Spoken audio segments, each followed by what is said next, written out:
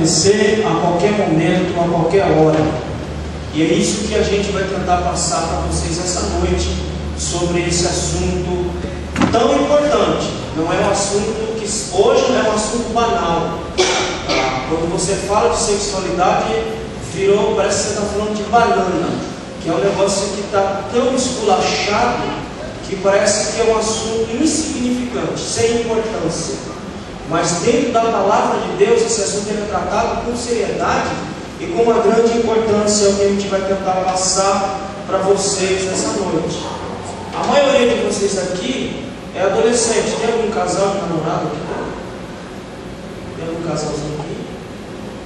Só os dois? Tem alguém que está namorando aqui? Só os dois? Então, os que estão se preparando para entrar no relacionamento, no namoro, haja vista, gente, que o namoro, na palavra de Deus, o namoro já está antecedendo. O namoro já é quando duas pessoas se unem para se namorar, na verdade já estão com vista para o casamento. Infelizmente, o namoro hoje também já é visto como uma coisa normal. Você namora 1, namora 2, namora 10, namora 30, namora 20. Mas o namoro, dentro da palavra de Deus, ele já está com vistas para o casamento. Haja vista o caso de José e Maria. Namoro noivado já está com vista para o casamento. Então não quando duas pessoas se juntam, não é brincadeira. Ela já está se preparando para o casamento. Então, o período que vocês estão atravessando hoje, que é o que nós chamamos de adolescência, ele é marcado por mudanças. Então acontecem mudanças físicas, o corpo muda, mudança nas relações interpessoais, já não é mais pai e mãe, aí já aparecem os amigos, aparecem outras pessoas, valores moral, religião, porque o adolescente ele é assim, a fé dele é a fé do pai, ele não tem uma fé própria ainda. A fé que o adolescente tem é a fé que os pais têm. Tanto é que a gente vê um relaxamento na vida dos adolescentes, porque eles pensam assim, porque eu já fui adolescente, então eu posso falar. Eles pensam assim, não, meu pai e minha mãe é crente, então quer dizer que eu estou seguro. Eu posso ficar levando uma vida mais ou menos, porque minha mãe e meu pai é crente, então eu estou segurado na fé deles. Como que se o pai e a mãe pudessem salvá-los diante do Senhor. Então o adolescente não tem uma religião. Quando ele começa a entrar na adolescência, é que ele vai formar a sua própria fé. Tanto é que você começa a debater com o adolescente, os pais que é cristão, você vai ver que você começa a conversar com ele e fala, mas eu não creio assim, eu não acho assim, porque o início da sua própria fé já está em formação também, porque até isso sofre mudanças.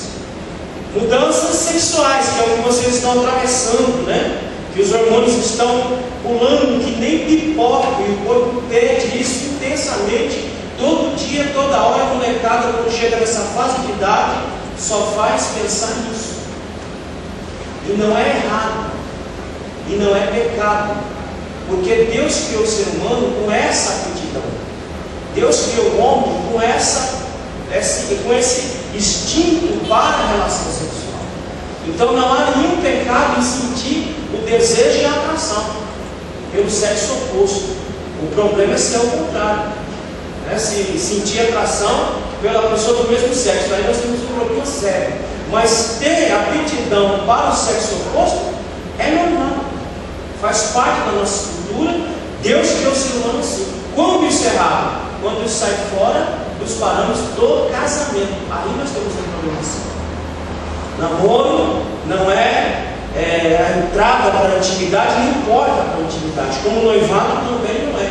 Tudo tem seu tempo, tudo tem a sua hora. Então existe uma série de mudanças que estará acontecendo com os adolescentes que aqui estão, e aqueles que já passaram dessa fase, estão indo para a fase adulta, que já passaram também por esse processo. Eu quero ver com vocês aí, ainda bem que a igreja aqui é uma igreja abençoada, os adolescentes que disseram Bíblia.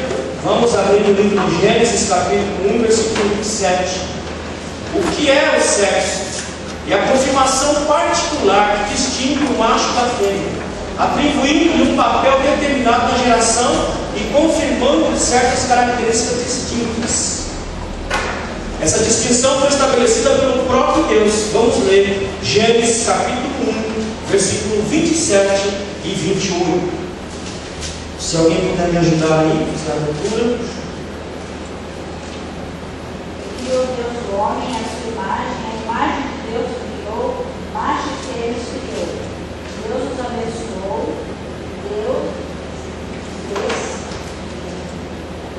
diz: multiplicai-vos e enchei a terra, e sujeitai-a e dominai sobre os peixes do mar, sobre as aves dos céus, e sobre todo animal que se move sobre a terra.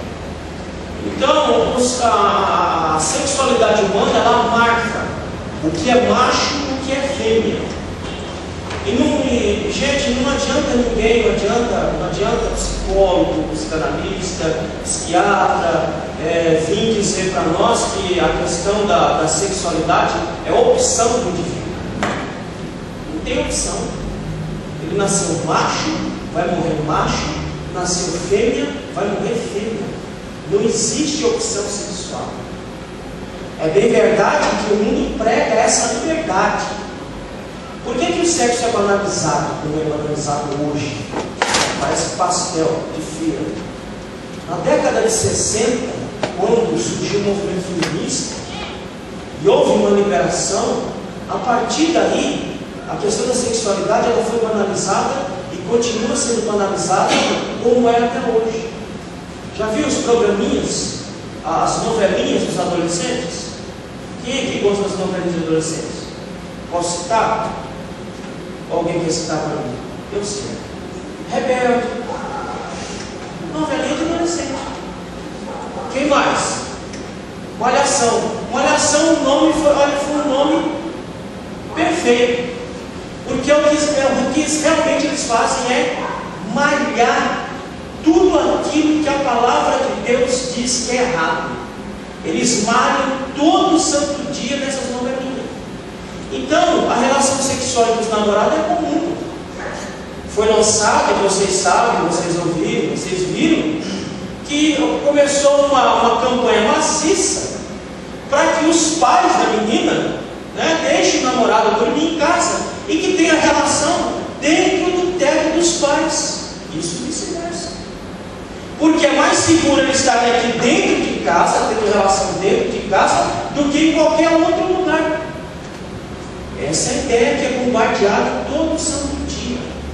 Nas novelas que nós assistimos, é o que mais passa essa banalização.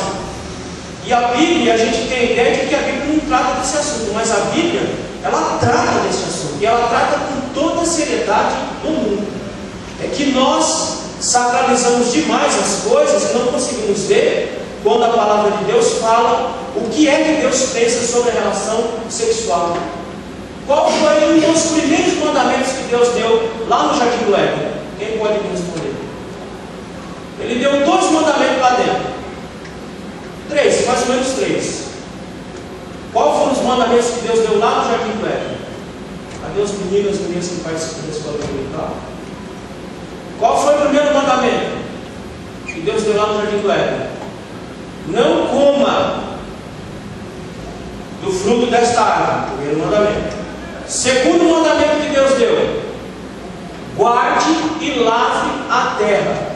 Terceiro mandamento que Deus deu. Quem pode me ajudar aí? Qual foi o terceiro? Quando Deus colocou os 2 seres ali, o que é que Deus recomendou a eles? Gênesis, gente. Frutificai e multiplicai. Terceiro mandamento que Deus deu para o homem lá no Éden foi para que o homem tivesse relação sexual plena.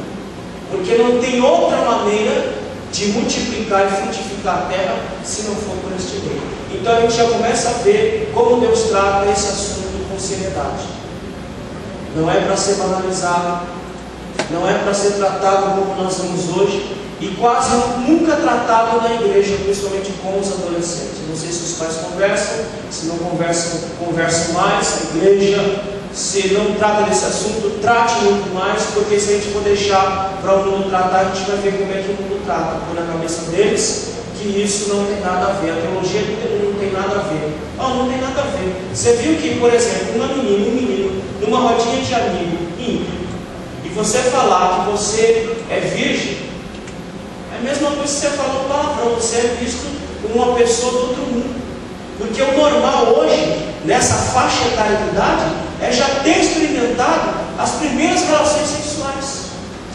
Ou seja, quando a palavra de Deus ela nos diz e deixa bem claro que o relacionamento ele tem a sua hora e o seu lugar certo para acontecer.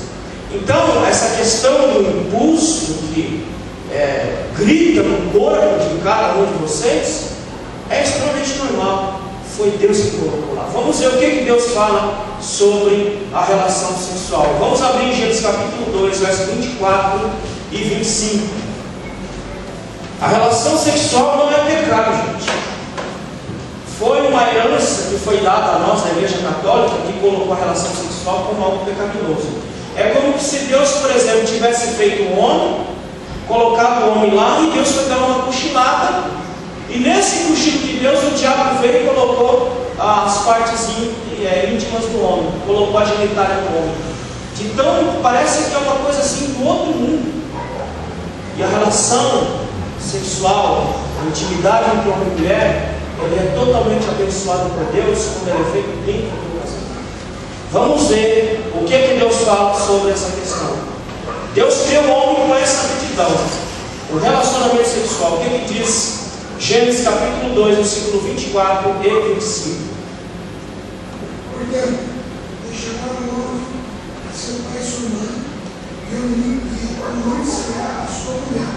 Será os dois uma só carne, e ambos estarão unidos, o homem e a mulher, não se envolverão. A relação sexual, gente, não é pecado. Falar sobre esse tema não é pecado. Conversar sobre esse tema não é pecado. O próprio Deus trata desse assunto. Vamos ler Gênesis capítulo 4, versículo 1. O sexo é para propagação e prazer do homem. Gênesis capítulo 4 e versículo 1. O que diz aí? Alguém pode lembrar? Conheceu Adão e Eva, conheceu Adão a Eva, sua mulher, e ela concebeu e teve a Caim, e disse: alcancei o Senhor um homem. O sexo é para propagação e prazer do homem. Você sabe que quando... Por que um indivíduo, ele, por exemplo, ele bebe? Por que um indivíduo ele consome droga? Existe uma química dentro do nosso corpo que quando um indivíduo faz uso tanto do álcool quanto das drogas, essa química é liberada no corpo do indivíduo e dá aquela sensação de prazer e satisfação. Então por isso que o indivíduo vive na prática do vício, porque quando